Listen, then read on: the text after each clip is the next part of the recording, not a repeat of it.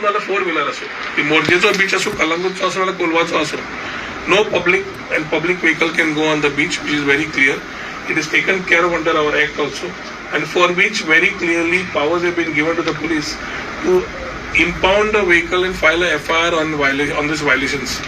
So ह्यो गजाल आम्ही report मागला, and we will ensure की हाज्या फुडें with this app we are very clear that responsibility comes on that. With director of tourism, Mr. Sunil, we will review it on a every day basis.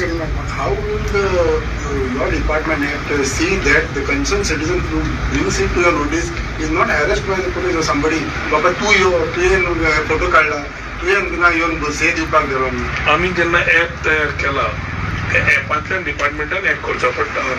फाल्यां garbage उडयल्या म्हणून तर गार्बेजवालो नाल्यार tourism department सांगता ना यो आनी कंप्लेन कर म्हणून. टेक्नॉलॉजीच वापरल्या so that you don't have anybody coming. Minute it is been scene